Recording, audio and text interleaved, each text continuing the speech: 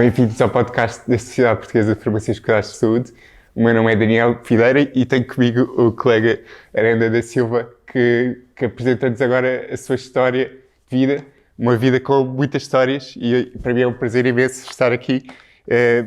E estamos aqui no encontro de líderes de excelência, Sociedade Portuguesa de Farmácias e Cuidados de Saúde, mas eu gostaria que nos contasse qual é que acha que são os seus momentos mais marcantes da sua vida? Assim, os 3 momentos mais marcantes. Três é bem difícil, porque tenho muitos marcantes. Não, acho que marcante para mim, maior foi o nascimento dos meus filhos. Portanto, isso é coisa que qualquer pai não esquece. E no primeiro até assisti ao parto, que era uma coisa na altura perfeitamente invulgar. Estamos a falar há 50 anos.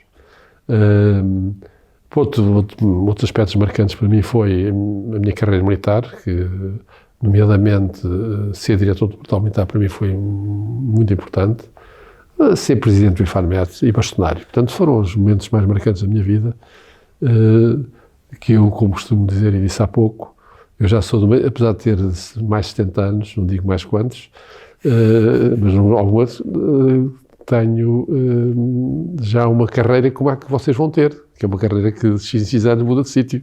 Eu já fiz isso. E não estou arrependido, e vocês também não devem ter medo disso. Muito bem. Eu gostaria que, tendo essas histórias todas e esses momentos muito marcantes que nós temos a oportunidade de assistir, gostaria que deixasse aqui uma mensagem para todas as farmácias de cuidados de saúde que estão no olho do furacão, que têm muitos desafios complexos, que estão nessas situações mais difíceis, que já passou por isso. Como é que devem ser enfrentados esses desafios? Primeiro, nós devemos ter uma ideia que a nossa profissão é uma profissão relativamente recente a nível superior. É uma coisa que poucas pessoas têm noção disso. Por exemplo, a nossa ordem é a 4ª ordem, mas é de 1963. Não é? Isso para dizer o seguinte: a profissão nos últimos 40 anos tem uma evolução brutal, que vocês mais jovens não têm noção disso. Por exemplo, eu no meu curso, na minha licenciatura em farmácia, não tive nenhuma cadeira de terapêutica. Não é? Que era uma coisa, eu aprendi terapêutica quando fui interno do Hospital Santa Maria, em que tinha de fazer testes sobre cada capítulo de formulário, e aí é que eu aprendi terapêutica. Portanto, a maior parte dos farmacêuticos, até os anos 90, princípios dos anos 90, não eram licenciados, eram bacharéis. Portanto, a nossa profissão teve uma evolução brutal.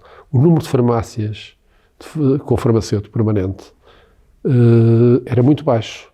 Eu fiz uma inspeção, quando era diretor-geral dos farmacêuticos, num dia de surpresa a 200 farmácias, entre elas a da minha mulher, que teve uma semana sem falar comigo, ao Dr. João Cordeiro, que era presidente da ANF, e o Dr. João Silveira, que era bastonário. Foi uma ação militar de surpresa, e chegámos à conclusão que só em 30% das farmácias havia farmacêuticos. Não estavam lá farmacêuticos. Para ver, isto foi em 1990 e foi há 30 anos, mais ou menos, não é? Não é assim tanto tempo como isso. Hoje vai a uma farmácia e a média de farmacêutico por farmácia é 2,5. Nos hospitais, quando eu fiz a minha carreira hospitalar nos anos 80, a maior parte dos hospitais não tinham farmacêuticos. Não havia farmacêuticos. Eu visitei 3 hospitais quando iniciei a minha carreira hospitalar, como militar, no Hospital Militar Principal, e a maior parte dos hospitais havia um farmacêutico na farmácia. De tal maneira que, na minha farmácia que eu montei no Hospital Militar, em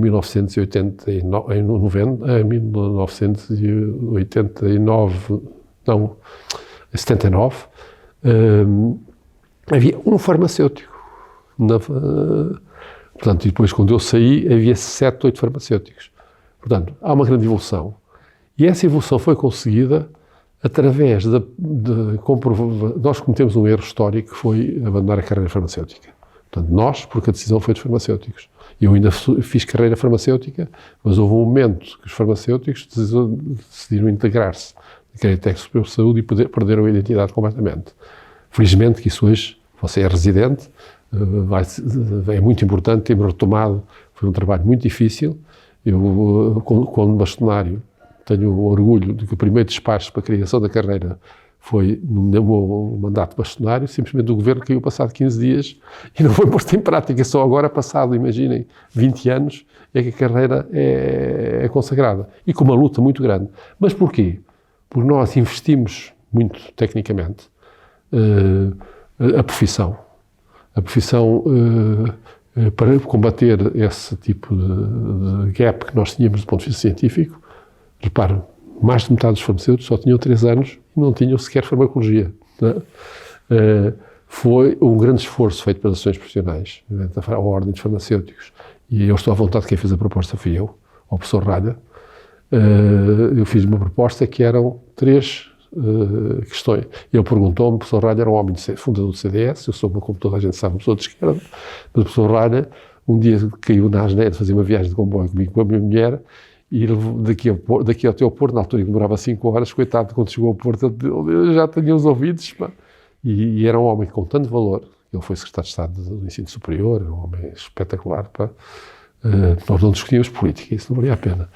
Era um cristão-democrata, fundador do CDS, que, passada uma semana, chama-me lá, ora, diz, faça-me num papel, numa folha de A4, o que é que você acha para se concretizar aquilo que... Coitado, ele era o diretor da Polícia Científica.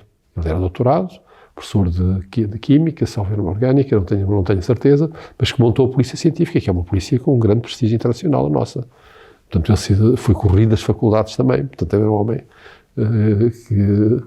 E então eu fiz 3 propostas. Primeira proposta, criar um centro de informação de medicamentos, porque os farmacêuticos precisam ter um sítio onde se possam ir buscar informação. Segunda proposta, fazer um plano a 10 anos de formação contínua para todos os farmacêuticos da oficina, visando fundamentalmente a farmacoterapia, porque eles têm de saber a farmacoterapia, senão não sabem o que é que estão a fazer ao balcão.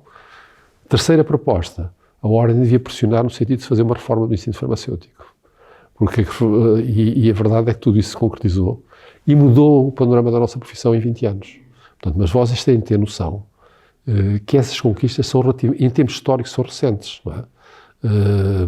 E portanto, o que nós temos de provar à sociedade e aos nossos pares, primeiro é que temos valor científico, que estamos na nossa profissão para resolver problemas que têm a ver com os medicamentos e com os doentes. Aliás, eu costumava dizer nas minhas aulas da faculdade, na primeira aula, mostrava uma coisa que era as velhas profissões de Lisboa, que é um centro de mesa que eu tenho lá em casa, que costuma pipa de massa de coleções Fairlife, diz que aquilo vale não sei quantos milhares de euros agora, de estanho. Tinha a mola de tesouras, o acendeador de candezinheiros, a sardinheira, a lavadeira. São peças assim. Eu mostrava e dizia, sabem que todas essas profissões foram extintas. Vocês, farmacêuticos, se não se prepararem, se não tiverem formação contínua, também podem ser extintos. Portanto, e nós devemos ter essa noção. As profissões só duram e são reconhecidas se forem úteis socialmente. E nós temos provado, felizmente, principalmente eu conheço na farmácia de oficina, na farmácia comunitária, que eu não gosto de chamar farmácia de oficina, apesar de um dia ter dito isso num congresso na aula magna, teríamos chamado de comunista. E na altura estava muito próximo do PC, por acaso, ele até tinha razão. Mas, eu respondi, se vocês estão enganados, em inglês chama-se Community Pharmacy, e nos Estados Unidos também, portanto aqui isto não é uma questão política. E isso para dizer que se nós resolvermos os problemas que a sociedade precisa de nós, tivermos base científica, tivermos a capacidade de fazer o que vocês estão a fazer hoje, que é aperfeiçoar a liderança, se estivermos atualizados do ponto de vista científico, o nosso futuro está garantido, não é? E estudar. Eu ainda hoje estudo. A minha mulher diz que eu tenho um vício, que é por vício, mas eu gosto de estudar, eu gosto de ler. Fui educado, a minha mãe era cientista, de fazer perguntas, não tenho medo de fazer perguntas. Eu no meu curso vinha educado assim, e segundo dizem as pessoas, daquela senhora com quem eu casei há 50 e tal anos, diz que eu fazia figura de parvo, porque a malta não estava habituada a jogar o que eu queria dar nas vistas. Eu queria tirar dúvidas, não é? Mas não era isso. A nossa cultura tem de ser uma cultura diferente. E tem de ser uma cultura de trabalhar em equipe com outras profissões. É outra coisa que é fundamental para o êxito dos farmacêuticos. Nós hoje temos de trabalhar em equipe com os médicos, os enfermeiros, mesmo com os técnicos de farmácia, temos que saber aproveitá-los e encaixá-los no seu devido sítio, não é? De maneira que nós possamos também dedicar-nos a áreas mais diferenciadas. Eu aprendi em Inglaterra isso. Em Inglaterra, quando eu lá estive, havia os técnicos de farmácia eram formados nas faculdades de farmácia. Atenção, não sei como é que chamam em Inglaterra, mas eles tinham 2 anos de curso na farmácia, portanto ainda por cima havia essa... Mas eles tinham as suas funções perfeitamente delimitadas e as outras eram só para os farmacêuticos, não é? Portanto, e nós, obviamente, o trabalho de enfermaria. Por exemplo, eu trabalhei em Londres há 40 anos, ou foi, e todos, na altura, já o ward pharmacy era uma rotina. Todos os serviços clínicos tinham um farmacêutico. Há 40 anos, não é? Nós temos que caminhar, nos farmacêuticos hospitalares, para aproximarmos dos doentes do sítio onde eles estão, que é no caso do hospital, é na enfermaria. E no caso da farmácia comunitária, também ter a perspectiva de que o doente é o nosso principal foco. Aliás, os sistemas de saúde hoje, a grande mudança que está a existir é que deixou de ser um sistema para tratar doenças para ser um sistema, ou vai ser para tratar doentes, porque já não há doentes, porque todos eles têm comorbilidades, como a gente sabe, e não se pode tratar doença a doença. Tem-se tratar um doente que tem várias doenças. Portanto, e nós, farmacêuticos, somos muito bem preparados para resolver esse problema, tendo não só o medicamento como centro de atividade, como também os dispositivos médicos, que é um aspecto que é uma lacuna enorme dos hospitais civis portugueses, porque nos hospitais militares, quem trata dos farmacêuticos, dos dispositivos médicos são os farmacêuticos. Os dispositivos vão ter cada vez mais importância, não só como transportadores de medicamentos, como o caso dos stents já têm, mas como veículos de administração de medicamentos. E aí os farmacêuticos têm de começar a pensar muito, isso não pode ficar entregue ao aprovisionamento dos hospitais. Tem de haver uma intervenção técnico-científica diferenciada. Vejam os aparelhos para a diabetes, vejam os pacemakers. Vai haver muitos medicamentos que vão ser administrados através de dispositivos médicos. E nós temos de ter competência nessa área. Não é? Mas o que, para os farmacêuticos hospitalares, para mim, é proximidade do doente na enfermaria é fundamental. Isso aí eu sei que já me explicaram, que vocês residentes, a maior parte de vocês, hoje passam grande tempo na enfermaria. Acho que é uma estratégia fundamental.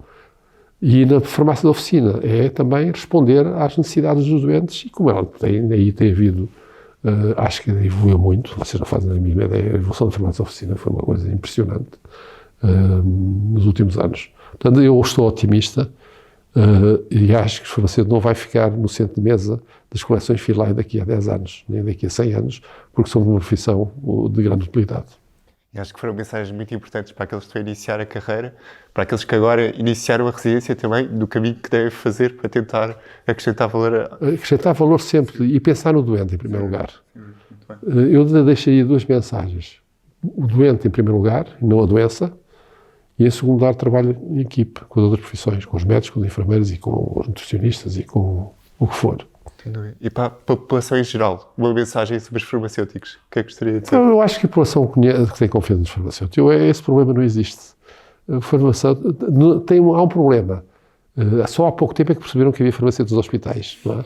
Eu quando dizia que era farmacêutico nos hospitais, ficavam a olhar para mim com ar de espanto. Depois eu lá explicava. Mas ao nível, eu julgo que o prestígio dos farmacêuticos, e há muitos estudos que provam isso, junto à população, é muito grande. Não é? É muito grande porque, finalmente, resolve muitos problemas das pessoas, não é? Para ter uma ideia, o ponto da farmácia, nós temos cerca de 3.000 farmácias. Somar todo o sistema de saúde, as consultas todas que há por dia, do privado e do público, não chega à metade, são mais ou menos 1.500 pontos de contacto que existem. Portanto, a farmácia de oficina, a farmácia comunitária, tem muito mais pontos de contato com doentes que todo o sistema de saúde. Não é? Isso é um valor inestimável. Não é? Sem dúvida. Isto foi uma grande mensagem que eu acho que é muito importante para o futuro da profissão e para mim foi um prazer estar aqui. Obrigado.